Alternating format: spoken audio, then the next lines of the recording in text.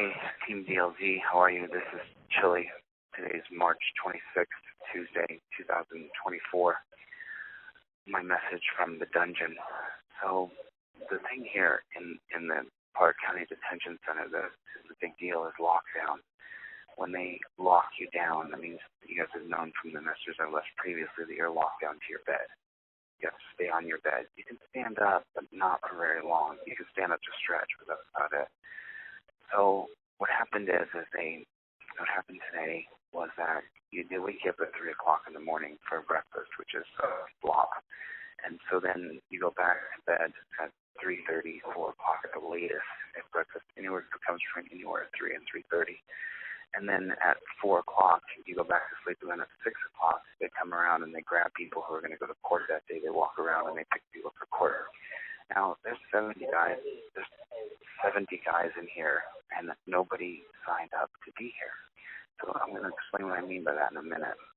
So apparently today at 6 a.m., when they were shackling up people as though they were Charlie Manson to take them to court, in the hallway between this room 2N and the courtroom, apparently when a civilian walked by, a female civilian, the inmate in this particular room didn't turn and face the wall. He was told to turn and face the wall, and apparently he didn't.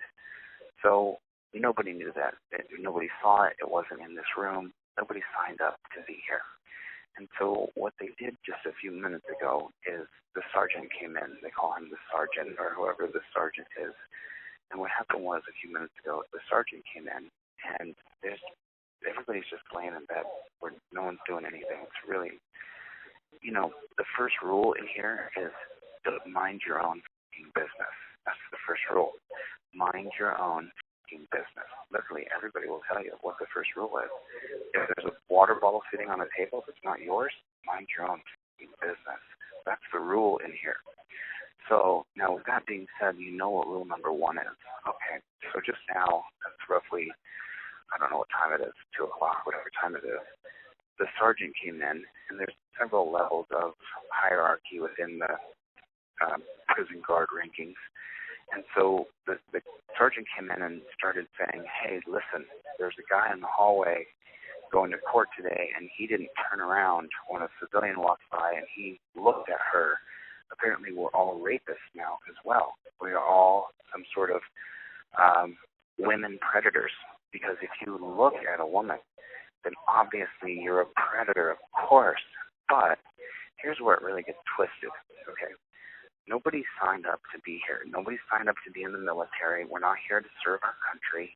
We are all individuals, and the first rule is mind your own business. So the sergeant just came in here. It's just 1:30 right now, and he comes in and he goes, that guy did not turn and face the wall. When you are going to court and you're in the hallway and a civilian walks by, especially a woman, you will turn and face the wall. And I want you to understand something. I'm here Saturday, Sunday, Monday, and every other Wednesday, and we are the crew that you don't want to mess with. So let me just tell you guys this right now. If I have to come back into this particular barrack again, and any one person has not followed the rules, I'm going to destroy this place. Meaning, you're going to go to your bunk, tear your bunk apart, go through all your books, take anything you have as far as commissary, like Kool-Aid or noodles or beans with no chili with no beans, whatever they may do, and they're just going to toss it all over the place. Because you have a little bit of organizational structure, but he says, I'm going to come in here and I'm going to toss this place. Do you guys understand that? If one person in this barrack gets out of line, I'm going to come in here with the whole crew and we're going to destroy this place. Literally, those are his words. So now, in the military, that would work. That would work. Because we all signed up to be there. Everybody in the barrack, we all signed up to serve our country. Of course, it makes perfect sense in a military system where we all signed up to serve our country. In a jail system where the first rule is mind your own business, it doesn't work. I cannot tell the man next to me what to do. I cannot tell him what to do. I cannot ask him what he's doing. I cannot ask him why he's here. I cannot ask him anything. We are completely individuals here. And you are not allowed to mind somebody else's business. Every day a guy sticks a bottle of water in the sink. He puts his packet of Kool-Aid in the water and turns the cold water over the top of the bottle. It sits there with the cold water running over it. You can hear it. You can hear the sound running from the sink. Now, if your bunk is anywhere near it, the sound of running water, you just go, why is water running? And you naturally would think, well, I'm in the desert in Las Vegas. That's fresh water. I'm going to go over there and turn that water off. No, you're not, because the first rule in the dungeon is mind your own fucking business. So now, if any one of these people get out of line, the sergeant came in and said, the NRS code, the Nevada Revised Statute, NRS, Nevada Revised Statute, it says that you guys only get 1 hour of free time a day. Now, currently, we're scheduled for 9 hours of free time a day. We don't get 9 hours of free time, by the way. It means you can walk over to the table, the cafeteria table, sit down and watch TV. You can take a shower. You can go to the bathroom. You can get on the commissary, or you can get on the phone. But that's what free time exists as. You can't just meander around and talk to other people. You can't just go over to someone else's bunk and go, hey, man, why are you here? What's going on? You can't have a conversation at anybody's bunk. You can't sit and talk to anybody. You have to be sitting at the cafeteria table, in the bathroom, on the commissary screen, or on the phone. Other than that, you are in your bunk. So the sergeant let us all know that you only get, according to Nevada Revised Statute, 1 hour of free time a day. Now, maybe that's something that should change. Maybe human beings are not. The human being is the most social animal in the world. More social than squirrels, more social than bears, more social than moose, more social than birds. The most social animal on earth is the human being. And so the idea that you would be locked down in a bunk and you're not allowed to talk to anybody else for 23 hours a day is the definition of cruel and unusual punishment. You should not be locked down anywhere for 23 hours a day. Yesterday, a guy started to, after we've been locked down, yesterday was like 20 hours of lockdown, and this guy, I heard him over by his bunk saying he just couldn't wait to get out of here and get high, and he was snapping, and we've been locked out for days, as you guys know, because I have very little phone time, and he came over to me when we did get some free time, and I said, what's going on with you, man? He said, well, I'm insane, and I said, no, you're not. He said, no, I really am insane. I said, no, you're not. I said, I've been in this room with you for 5 days. And for 5 days, you've been able to sit on your bunk for a minimum of 18 hours a day. Minimum.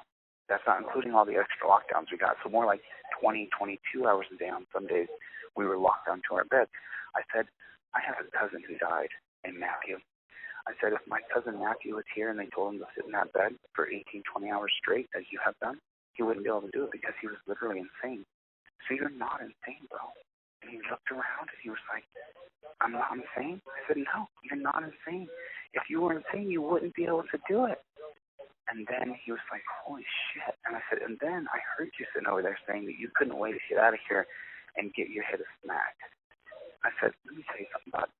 I said, the reason why you can't wait to get your head smacked is because you have no mission, you have no goal, you have no purpose. I said, if you pick a star, and that is your North Star, and that is your mission, that is your purpose, then smack gets in the way. Then getting high gets in the way. Then getting drunk gets in the way of that mission, that purpose. And boy, Atlas Shrugged, I'm 200 pages in, and man, it nails it. Atlas Shrugged nails it. It's everything I've already known confirmed to me, that you have to have a purpose, a mission. You have to have a driving force behind your life. You have to have a North Star. And maybe that is to help Chille overturn Terry versus Ohio. Great. When you wake up in the morning, you say, how can I help the leader help him overturn Terry versus Ohio? And maybe that's your mission, and that's okay. But you have to have a mission. You have to have a North Star that every day you say, I'm going that way. You wake up in the morning and you say, well, I've got to work. I got to take care of my kids. I got to make sure that my mom's got this. I got to make sure this. But then my mission comes right back into focus. Of course, I have to go to work to pay my bills, but even when I'm at work, what can I do to accomplish my mission? Well, a man without purpose is the most dangerous man in the world, because you're the person who kills the man going into 7-Eleven, who had a purpose, who had a mission. And maybe your purpose is to be the best father in the world you can be to your children. And maybe your mission is to make sure that you live long enough to take care of your mother and father. I don't care what it is. But if you don't have a purpose, if you don't have a North Star, you're going to wake up and say, how do I get ahead of snacks so I can just feel better for today? And that's the person that you will be. That's the person you'll always be, because you did not take a purpose. I wake up every single day and I think to myself, how can I get more people to join me in overturning Terry versus Ohio? How can I get more people to vote for me for governor so I can become the executive in charge of the state, so I can change the state constitution that says the first order of business is that the rule of law and its 4 principles must be upheld. And the very first one is that government, its agents, its lawyers, its judges, its legislators, they must be held to the rule of law. That the government agents, the lawyers, the judges, the district attorneys, the legislators, all of us, every single person must be held to the rule of law. If every state constitution says that, then you know what? We might have a country that was based on the rule of law. But we don't have that country because so many people don't have the North Star. They don't have a mission. So as you listen to this voice memo with me in the dungeon from jail, let me tell you something. My mission has not changed. Absolutely nothing in me has changed at all. Only my resolve has doubled. I feel more empowered and more of a push at my back than ever before to get the rule of law established. The judge that put me in the dungeon should be held accountable for what she's done. And the only way I'm going to be able to hold her accountable is through the media. And that's what I'm going to do. Apparently the judge is her last term, and so she feels empowered to do whatever she wants because she knows that the rule of law doesn't apply to her. The 1951 case of Penny versus Brandoff gives judges immunity, and so she has immunity. That doesn't change my mission, and she will not distract me. The reason why so many people will attack me is because I have a mission. You guys can see it in the comments. People will attack me and say horrible things about me, even though nobody can produce a victim of mine because none exist. Oh, they can read this and read that, but no one comes forward. No one's going on camera and saying I've ever done anything wrong to them because it doesn't exist. And no matter what, even all that minutia, you have to have your North Star as I have mine. And if you don't have one, then join me on my mission and our mission to overturn Terry versus Ohio and to get the rule of law to be established in every state in America. If we had the rule of law, then judges wouldn't be able to just randomly put people in jail because they don't like them.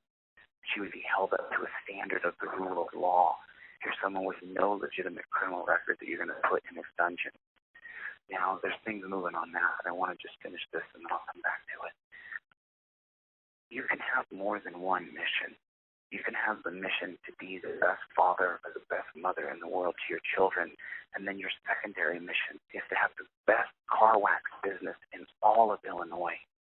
I don't care what it is, but then when you have that mission, every time something pulls you and someone says, hey, do you want to go and rob this liquor store? Or do you want to go get some snack? Or do you want to go get high? All of a sudden you'll go, you know what? I would, but the thing is that I got a mission to tend to here. I have something I need to accomplish with my life. There's a bigger goal than me because I'm going to die. I got less than 100 years on this planet. And then when I die, what did I do to make this place a better place? And if you're religious or if you believe there's a afterlife, what did you do to earn it? Tell me the work you did. Tell me the sacrifice that you made. Instead of calling in that bottle tonight, did you sacrifice that bottle and say, I'm going to pass that because I have a mission to accomplish? And even if you die in vain, don't you think that the ultimate creator, the universe, God, whatever you may want to call it, don't you think that it's watching? and that it knows what you've done and knows that instead of you being attached to a mission to make the world a better place, you just crawled into a needle. You just crawled into a joint. You just crawled into a bottle and said, this makes me feel better. And then tomorrow you wake up in the morning and you think you're being the best father or mother or son or daughter, but you're not. You're not. Because you don't have that North Star guiding you. The North Star for me is the mission of overturning Terry versus Ohio and getting to an executive position in government so that I can make the rule of law accountable for all government agents. That's my goal. That's my mission. That mission is going to take the rest of my life. And it'll take the rest of a lot of your lives as you help me. So many people have put money into my GoFundMe, and I just want to say thank you for supporting me. And I guarantee you, this won't happen again. It will not happen again. I now understand the mistakes I made in court. I now understand you have to hire the top attorney you could possibly get. I know I made my mistakes, but at the same time, in the exact same breath, nothing has changed. Absolutely nothing.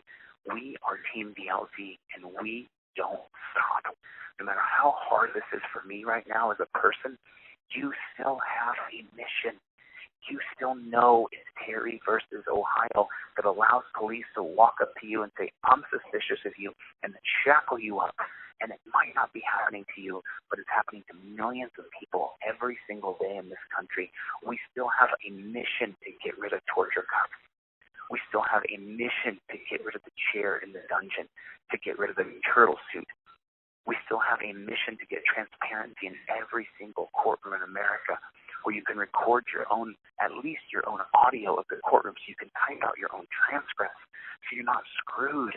So many people tell me I can't afford the transcript. I understand. You still have a mission whether I'm in here or not. It is up to you to keep going, no matter what. And I will get out of here, if not this week. I will get out of here. I will get out.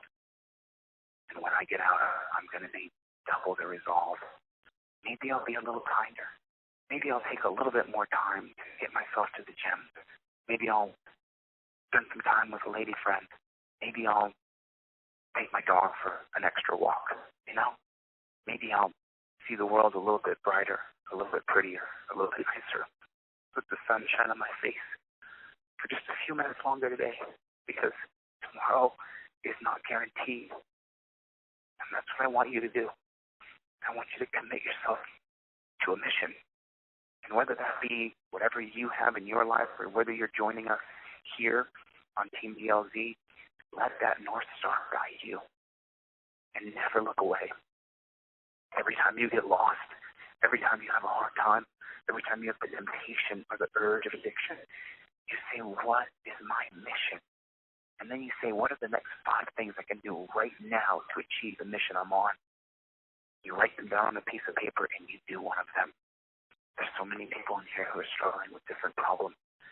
And of all of them, I've asked them, what's your mission? And they don't have one. They don't have a mission. And you do. You are Team DLZ. There wouldn't be almost $20,000 in a GoFundMe if you were not Team DLZ. You are. And that team is to overturn Terry and to get me to the executive office, because I guarantee you, especially after this has to change. You don't stimulate anybody's brain locking them to a bed for 18, 24 hours a day. You don't help any person become a better person by locking them to a bed for 18 to 20, 24 hours a day. So, with that, that's today's update, March 26, 2024. This is ChilleDeCastro from the dungeon. I love you guys. Thank you.